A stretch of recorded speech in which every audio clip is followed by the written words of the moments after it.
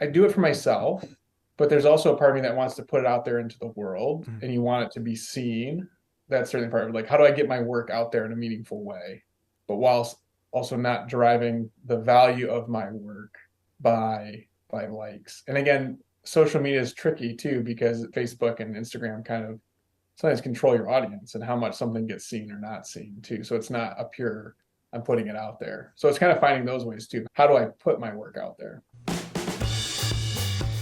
Hey, welcome to the Beginner Photography Podcast. I'm your host, Raymond Hatfield, and each week I interview one of the world's most interesting photographers to learn what it really takes to capture beautiful images so that you can start to do the same. In today's Rewind episode, we are chatting with community member Chris Britton about maintaining creativity behind the camera while balancing the expectations of others. But first, the Beginner Photography Podcast is brought to you by CloudSpot. You know this. With CloudSpot, you can impress your clients with a beautiful gallery that is easy to view, share, and of course download on any device. Not everybody can say that. You can control image size, add a watermark, and of course download limits as well. So grab your free forever account today over at deliverphotos.com and only upgrade when you are ready. So today's guest, Chris, is a member of the Beginner Photography Podcast community who, as you'll hear, really has this thirst to learn as much as he can, also as fast as possible. And sometimes when we go as fast as possible, you run into some problems. So, in the spirit of sharing what we struggle with, today Chris and I discuss balancing that creativity with client expectations and how Chris tries to schedule personal time to do creative work so that ultimately that'll make him a better photographer for his paying clients. We also talk about being more present while shooting. So, when you're capturing portraits of your family, you can focus more on the genuine emotions rather than technical perfection. And then we also talk about the struggles of getting consistent edits and how to avoid your photos being exported with like weird colors so that your photos look exactly how you edited them. You know, we have a very fun and supportive community of photographers, including today's guest, Chris, who are just like you and are looking to learn and grow. And I would love to invite you into the group and hang out with us. So come join us, the free and amazing Beginner Photography Podcast community, by heading over to beginnerphotopod.com/group now. With that, let's go ahead and get on into today's interview with Chris Britton. Chris, I'm going to start off super easy for you here. And I just want to know, who are you? What do you do? Yeah, so I'm Chris Britton. I'm a dad to four young kids. I've got a 7-year-old daughter, 5-year-old daughter, and then two 3-year-old twins. I'm sure people in the Facebook group have seen lots of pictures of my kids because that's Yes. primarily what I shoot right now. Professionally, I am the executive director of a nonprofit. We help people with transportation. We're putting in a community resource center that has a laundromat in it. We have a food ministry. And we're also kind of dabbling in housing right now. We're flipping a house and providing it to a resident of the community where we work for pennies on the dollar. So I do that part time and then part time stay at home dad. Wow. Okay. So you obviously got a lot on your plate. I only have two kids, and I know that they are a handful. So four and twins. My goodness. Yeah. Oh man, it's crazy. I don't recommend having twins in the 3 and 4 position. Birth order. If you're gonna have them first. Have them first. Yeah, exactly. So tell me, when did you first discover photography? I think when I started dating who's now my wife, when we started dating, she was into taking a lot of pictures, just kind of had a simple point and shoot, and had kind of gotten me into it a little bit. And then part of our story is back in 2011, we quit our jobs and did a year-long missions trip that took us around the world to 11 countries in 11 months. It's called the Wow. World Race, not the Amazing Race. We weren't on TV. We lived on $3 a day, not very glamorous.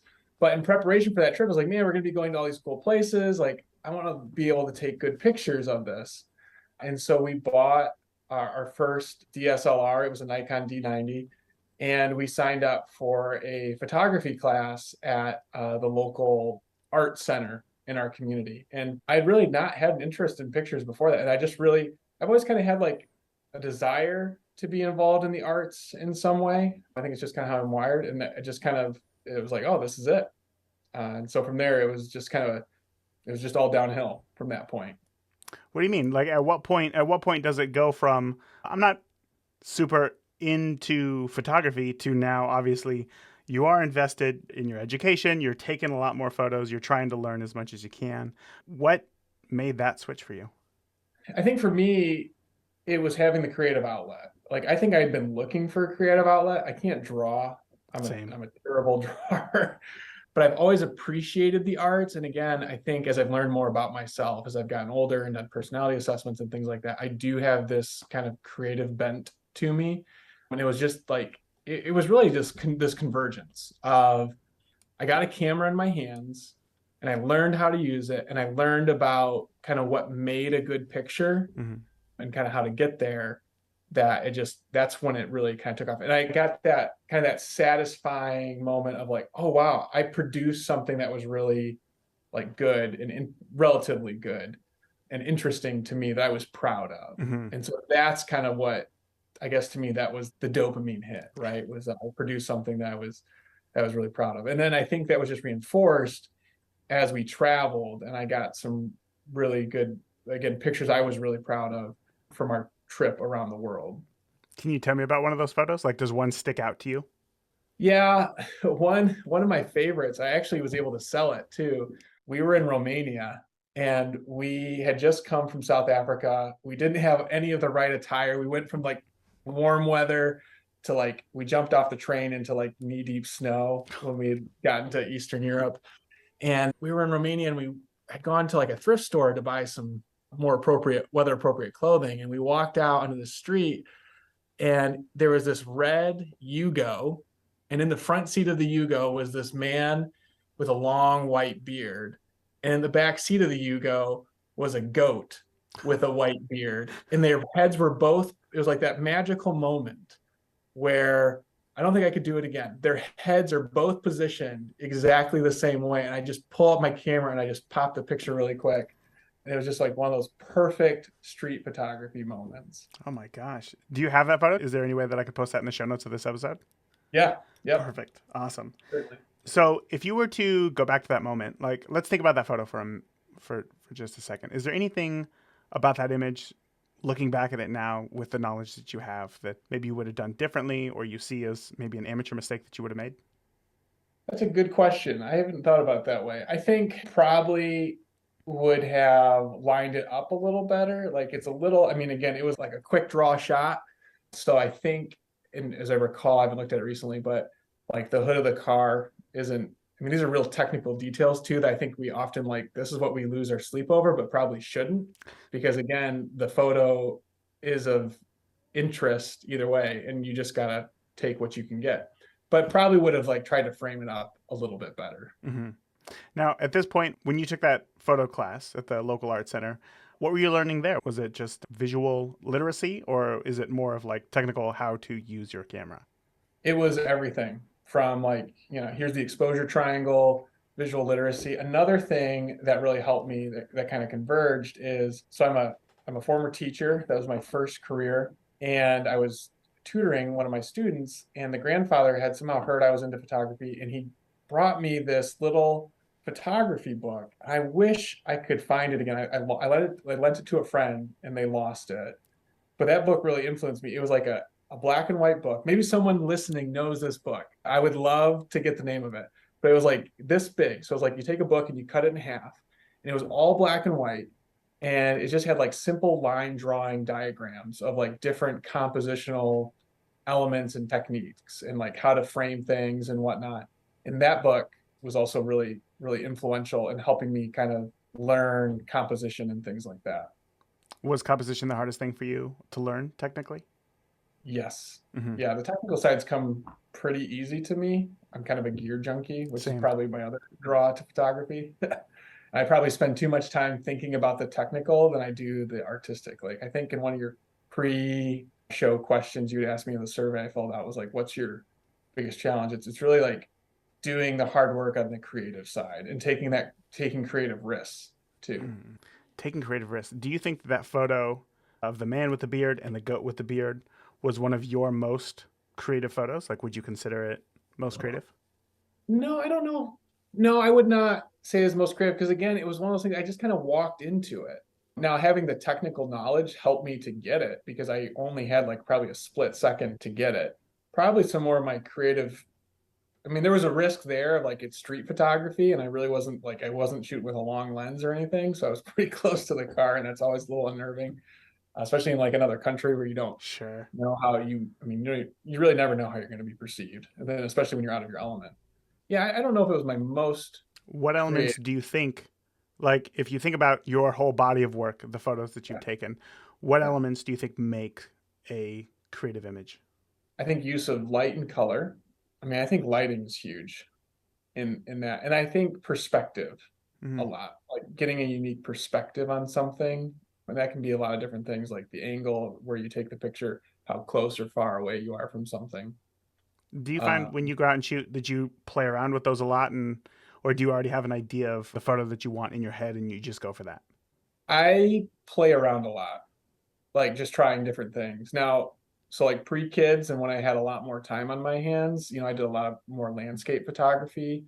That's probably more my passion. But then since having kids, the opportunity just to go out and like try shooting a sunset from 12 different places in the dunes, I don't quite have that luxury Sure, anymore. of course. So now it's kind of taking pictures of my kids. And then the challenge there is like you got to move so quick because my kids are so young. I mean, they barely stand still for a second. So that definitely factors into it. So yeah, I just trying. I try a lot of different things. I'm kind of I that's I think an area I need to probably get a little better at is visualizing what I'm after rather than just kind of. I think there's a fine line. There's a tension to be managed there between not necessarily spray and pray, but like, oh, I'm just gonna try everything versus like intentionally trying something. Hmm. Do you think 5 years from now you will still feel the same way, or do you think that experience will change the way that you shoot? I think experience will certainly change the way I shoot, but I think we'll always kind of feel the same way, right? Because there's always more creativity to be had. I think that's always the challenge Yeah.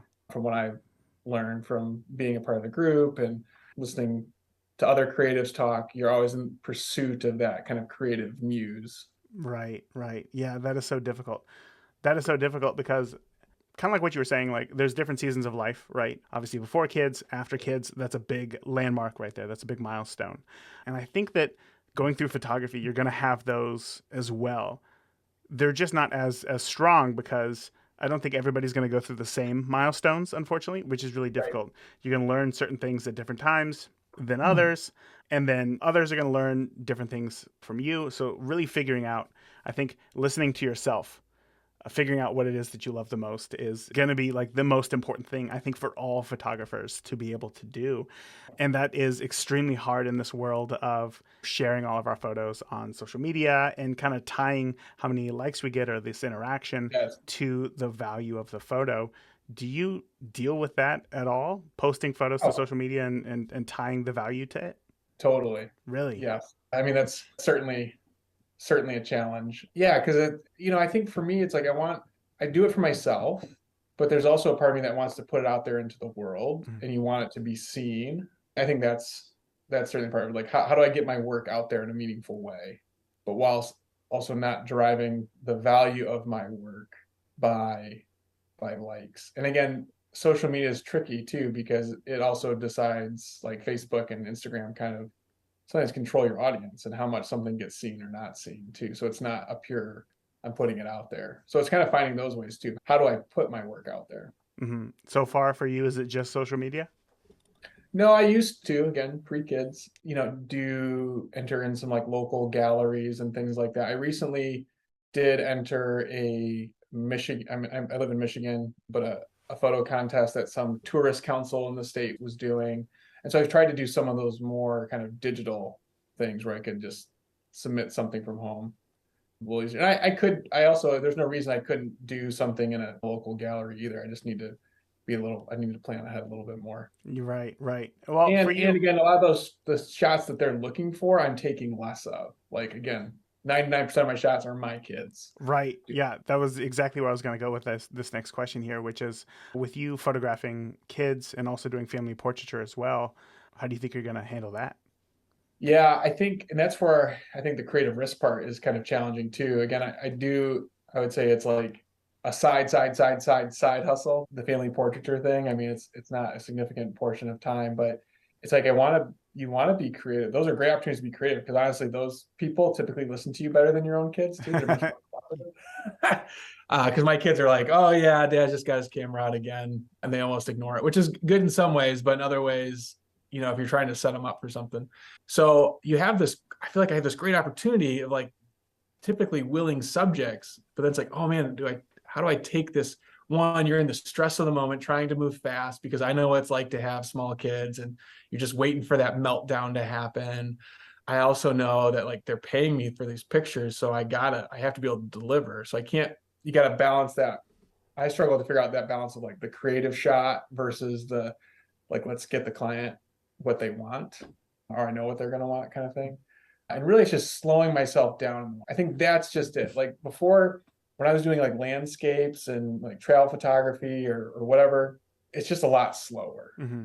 especially when it was just me and my wife out like hiking with our dog. You just had a lot more time to kind of stop and think and be creative. Right now, like, we're out with our kids. We're trying to make sure like someone's like not running away or someone's getting ready to fall out of a tree or getting lost in the woods somewhere. There's just a lot of pull. So it's like I have to work a little harder and probably need to spend some more time just kind of like quieting my mind a little bit to kind of get back into those creative spaces. Are we talking for shooting family portraiture or for photographing your kids? You feel like you need to slow down? Both, Both. both. I need to slow down. I think so. The family portraiture, it's slowing down in the moment of like, my anxiety rises a little bit, and it's like, oh man, again, I've got to hammer this out because again, are there kids? When's everyone going to be done with these pictures? And then in regards to just overarching my family or family portraiture, it's also just taking the time to slow down, not necessarily in the moment with the camera, but to stop and allow myself the time to do the creative thinking, Hmm. right? To feel inspired. So like to read a photography book or to just stop and let my mind wander, or just to go for a walk in the woods, and kind of like recenter, I guess.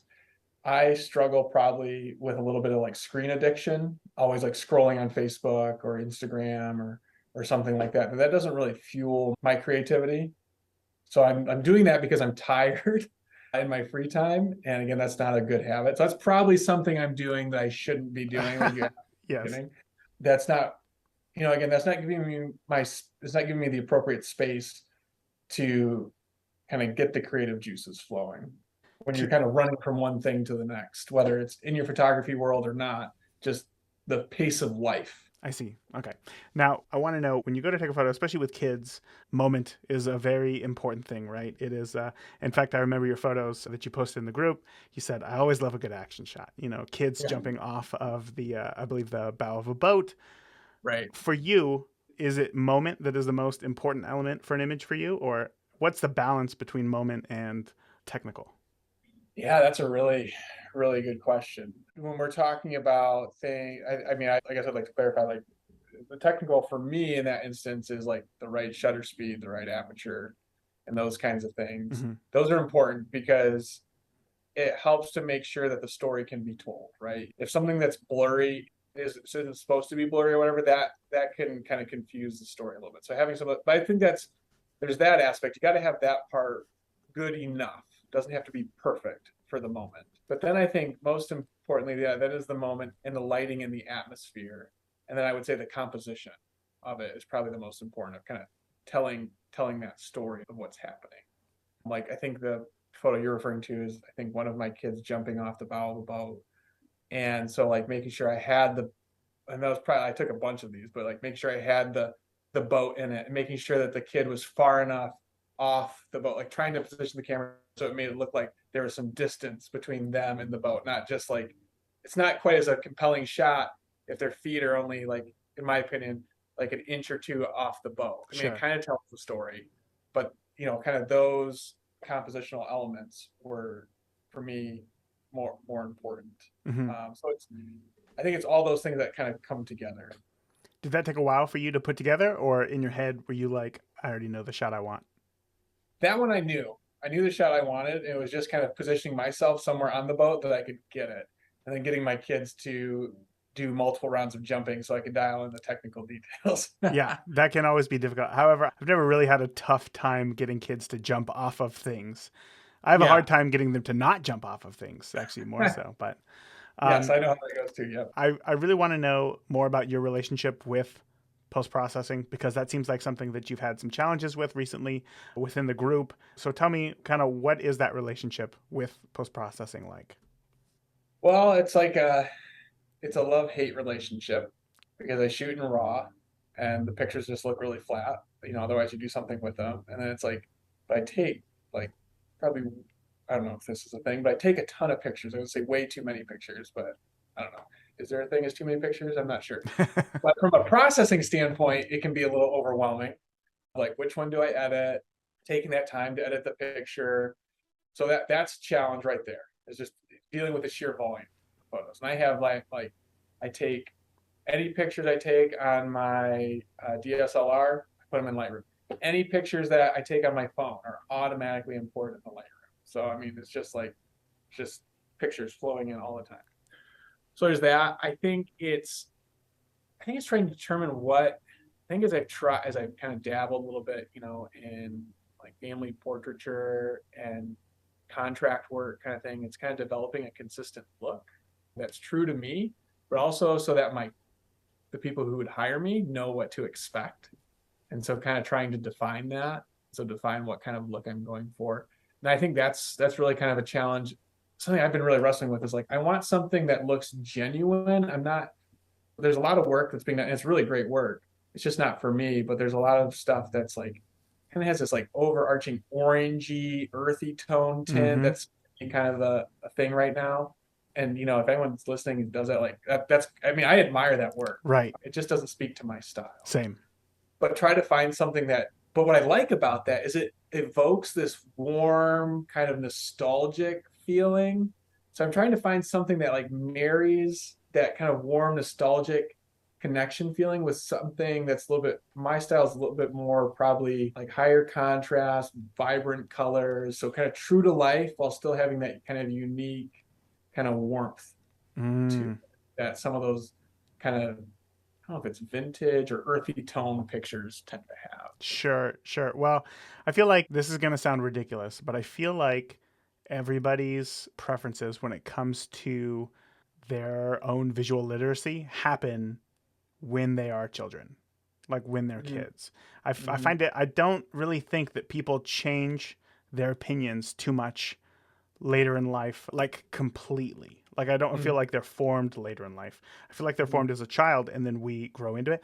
So that idea of like that vintage look, I don't think is necessarily vintage. That's just what you knew, probably as a child. So probably the Yeah. photos that you Yeah. are thinking of were That's interesting. warmer, because there's always two different film stocks, there's indoor and then outdoor. So if Yeah. you're shooting outdoors, they're going to be warm. They're going to, have those warm tones. And if you're shooting those same stocks indoors, then everything is orange and very warm, like overly warm. And I think that that's where a lot of that comes from. I would encourage you to, if I'm understanding you correctly, I would encourage you to probably look up some YouTube tutorials on obviously the color panel within Lightroom, right? So you can Mm-hmm. add Mm-hmm. specific colors just in shadows and just Right. in highlights. I would encourage you to check that out because with having a lot of contrast in your images, you're going to have there's going to be a lot more areas of darkness because there's a lot of Right. contrast. And if you can insert warm tones into the shadows, even just a bit, I think Mm-hmm. can get you a lot closer to where you're looking to go. And if not, Great. Good. then Yeah. completely forget about what I said. But at least now you're gonna No, know it's great. one more Yeah. thing about Lightroom. That's funny. Yeah, that's really good. Thank you for that. And back to your original question, I think it's then again trying to find that consistency. That's what I've been asking people for. And then I've I mean, I think get really into the weeds. Something I've been noticing recently is so I'm working on an uncalibrated monitor. I work on a just like a MacBook Pro Which, by laptop. the way, are fantastic monitors. So go on. Yeah, yeah. But like when I'm in Lightroom, it looks like a picture I just posted recently. It looked a little orange to me. I posted it and it looks really orange, like on Facebook. And I'm exporting it, using what I've read online about how to export for Facebook, making sure that the long edge is like 2000 by 2048, making sure I'm only doing it like 80% or like 70% for the JPEG Mm-hmm. quality to kind of get the file size down and things like that. So I'm trying to wrap my head around like what the heck's going on there because that's a big concern. Like if Sure. it looks okay to me, but then it looks really red when I post it or someone else posts it Mhm. or they print it, that's a little nerve wracking. Yeah. I went through the same thing, and you're absolutely right. It can be very difficult because we spend so much time trying to get the image perfect, and then the second that we export it, it's an entirely different image, and it's Yeah, like, why did I just waste all that time editing if it's going to look this way? I think that there's a really good chance that it could be your color space. Do you happen to know what color space you are exporting your photo in?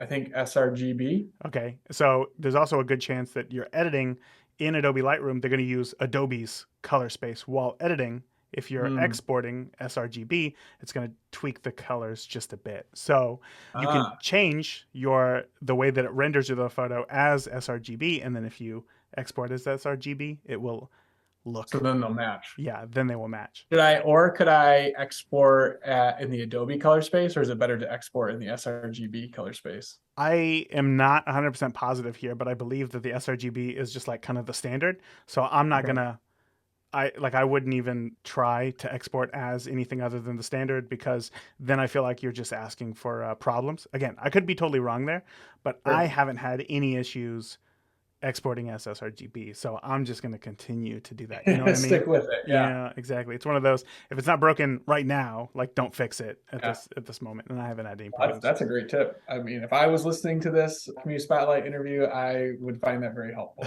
So Good, maybe good, one good thing has come out of this.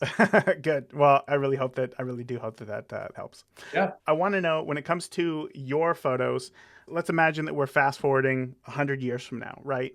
I want to know, what do you hope your kids feel when they look at your photographs?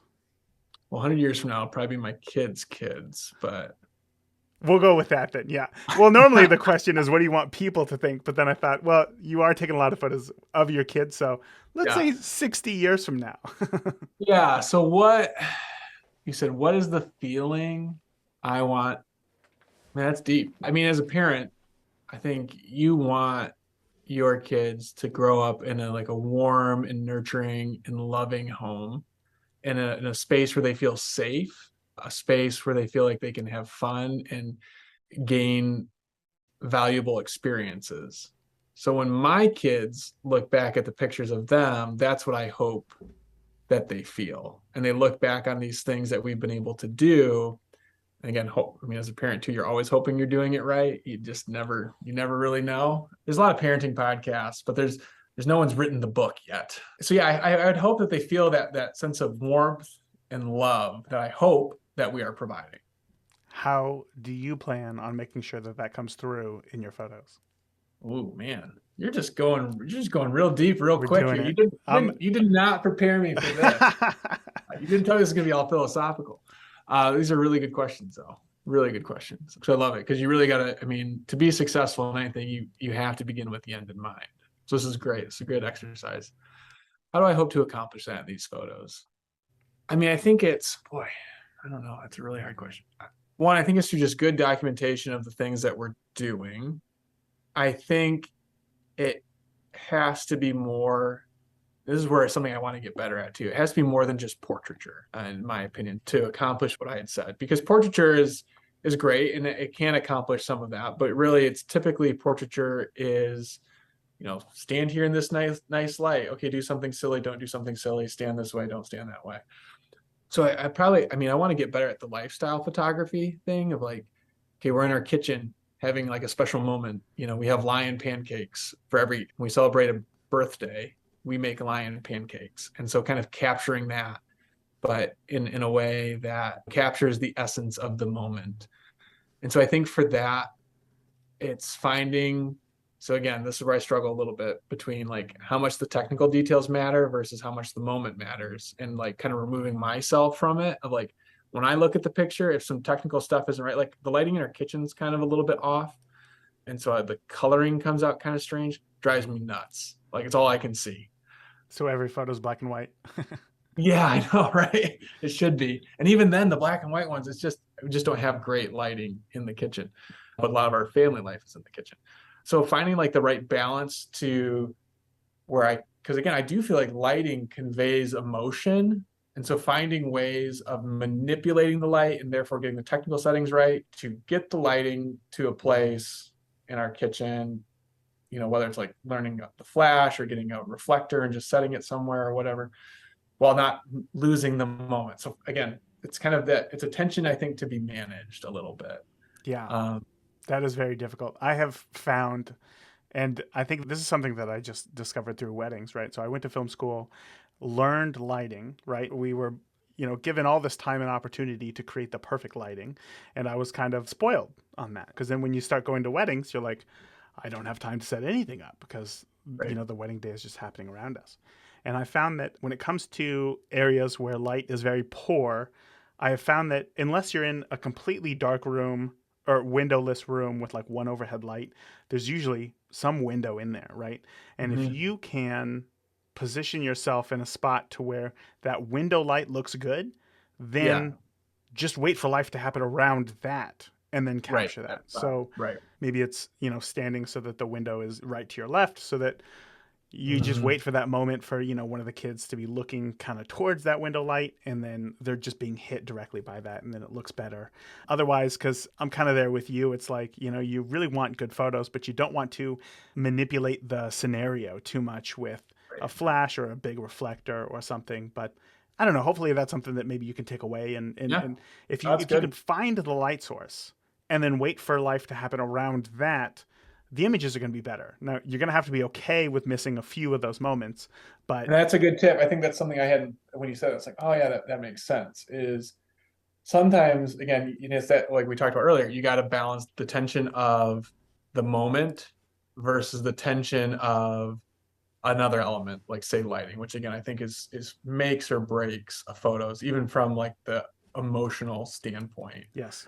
So sometimes I get a little impatient, a little afraid of what, oh, I'm going to miss the moment, rather than being, like you said, positioning myself and waiting for someone to turn and face the window or something like that. Yeah, that's good. So, switching gears just a little bit, I want to know a little bit more about you and how did you find the Beginner Photography Podcast community?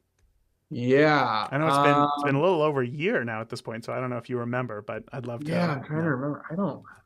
I think I was just looking for some inspiration on how to get better at my photography. And I was like, man, it's probably hard to come by, but I'm going to look for a podcast on photography. Like, how do you do a podcast on something that's so visual? And so then I just happened across the Beginner Photography podcast and listened to that for a while. And again, I don't know when I started that. I probably like 6 months before joining the Facebook group. Hmm. Then you talked about it in the podcast. I was like, I should go check that out. And it was all downhill from there. I think I just Yeah. did a search like in Spotify, photography podcast, and there were a bunch. Some are really bad. Yours was really Any good. So names? No, I'm just kidding. I'm not hopeful. going to put you Yeah. on the spot right there. Yeah. Yeah. That's funny. Now that you have been in the group for a while, you definitely interact quite a bit in the group. You are one of the most active members. I want to know what has been your favorite part of being in the group and why do you stick around?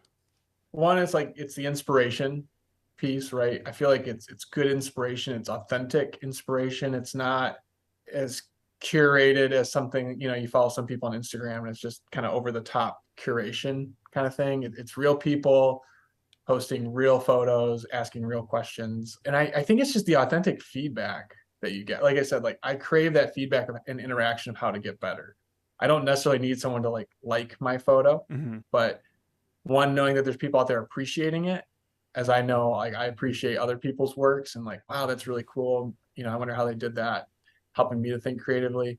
But then it's just the dialogue with other like-minded individuals. I think that's really probably one of my favorite aspects of it. And nice individuals too that are helpful. And We're a pretty awesome bunch, for sure. I will say that. it is, it really is. I'm in a part of some other photography groups and they're just awful.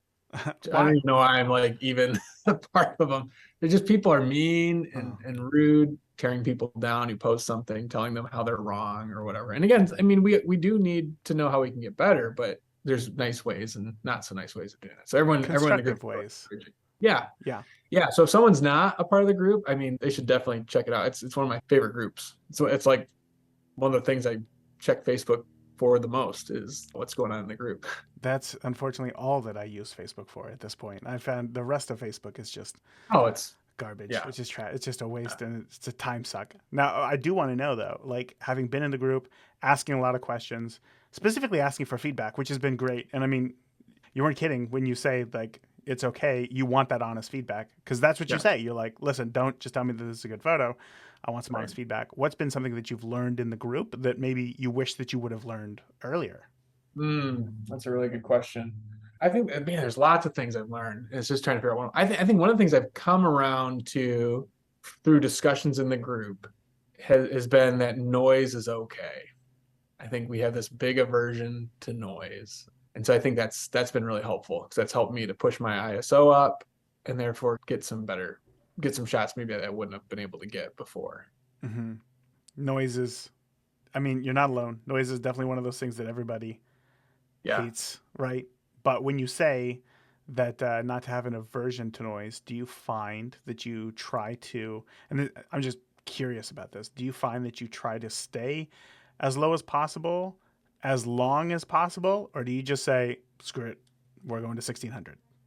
I'm kind of in between both those camps right now of let's keep it as low as possible, as long as possible. Screw it, I'm just going to 1600. I'm finding myself jumping up a little faster because I just don't want to deal with potentially not getting the shot. I want to be able to have more control over my shutter speed or particularly my aperture, depending on what kind of subject I'm shooting. If there's some depth involved or multiple subjects, I want to make sure everyone's in focus. Just jumping right up to that a little bit higher ISO than I ever would have dreamed of doing before. You mean before being in the group and seeing other people's examples? Yes. And just having the conversations. Yeah. Yeah. I absolutely love it.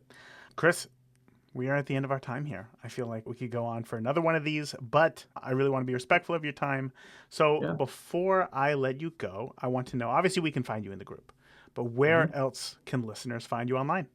So I have a photography Facebook page. It's facebook.com/Chris Britton photo, I think, or photography. I'm not sure. We'll have to put in the show notes. The links will definitely be in the show notes. Yes. Yeah. I'm not super active there. Also Instagram, again, not super active, but that's I am Chris Britton. Come join our free and amazing community of photographers just looking to learn and grow their skills, just like you, by heading over to beginnerphotopod.com/group now. Thanks for listening to today's episode, and remember, the more that you shoot today, the better of a photographer you will be tomorrow. Talk soon. Thank you for tuning into this week's episode of the Beginner Photography Podcast. If you enjoyed today's episode, please share it with a friend. Start a conversation. Grow together. That is it for this week. Remember, the more that you shoot today, the better of a photographer you will be tomorrow. Talk soon. Thank you for listening to the Beginner Photography Podcast. Keep shooting, and we'll see you next week.